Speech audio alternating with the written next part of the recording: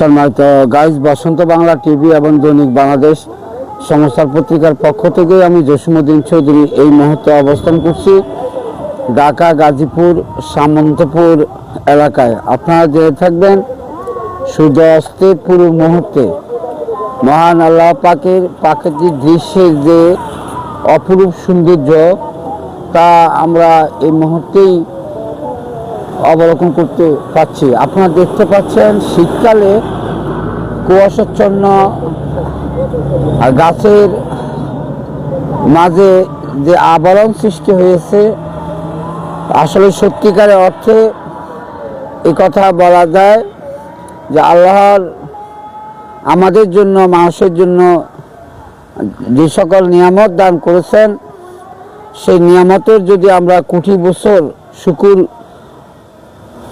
গুজারান করি, তবু আল্লাহ আমাদেরকে যে নিয়ামত দান করেছেন সেই নিয়ামত পরিশোধ করা কোনো মতে সম্ভব হবে না।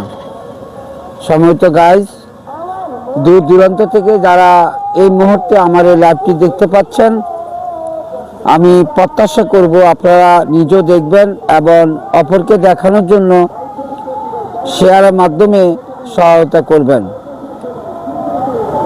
আপনারা দেখতে পাচ্ছেন সামন্তপুর, গাজীপুর সামন্তপুর এলাকায়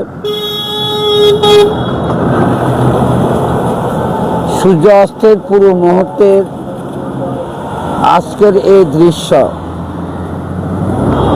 অপরূপ এই সুন্দর নিখিল বিশ্বের মালিক, যিনি আমাদের জন্য বিশ্ব সৃষ্টি করেছেন, তার সৃষ্টির রহস্য, সৃষ্টির উদ্ভাবন আমাদের যদিও জানা সম্ভব না হয়, তাতেও সৃষ্টির যে অপরূপ সৌন্দর্য তা আমরা দেখতে পাচ্ছি। আপনারা দেখতে পাচ্ছেন আল্লাহর প্রদত্ত গাছগাছালি, যে গাছগাছালি সৃষ্টি না করলে আমরা মানুষ হিসেবে কখনো বেঁচে থাকতে পারতাম না এবং আমাদের দ্বারা তা সম্ভব হতো না। আপনাদেরকে যদি আমি একটু স্ক্যান করে এই সূর্য অস্ত যাওয়ার পূর্ব মুহূর্তে শীতের কুয়াশাচ্ছন্ন আবরণটুকু একটু দেখাতে যাই, আপনারা দেখতে পাচ্ছেন এই মুহূর্তে গাছের ঢালের, গাছের মাথায় কুয়াশায় জমাট বেঁধেছে।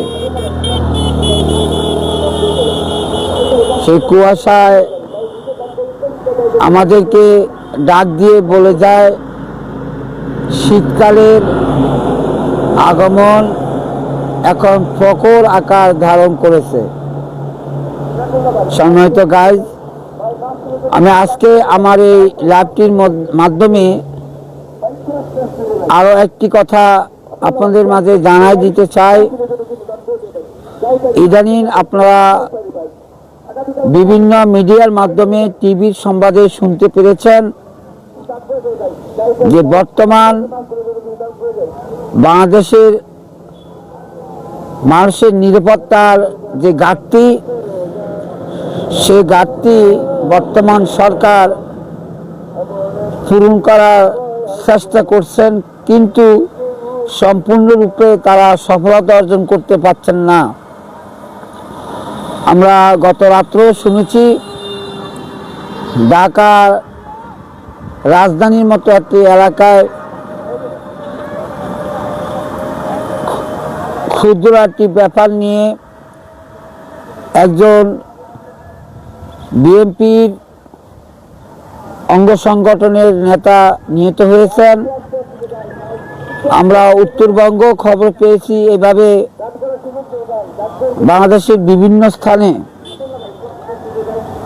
ক্ষুদ্র ক্ষুদ্র ঘটনা নিয়ে মানুষের জীবন লুটিয়ে নিচ্ছেন। সেই সুবাদে শুধু ঢাকা এবং উত্তরবঙ্গে নয়, সারা বাংলাদেশেই এখন এক ব্যতিক্রম ধর্মী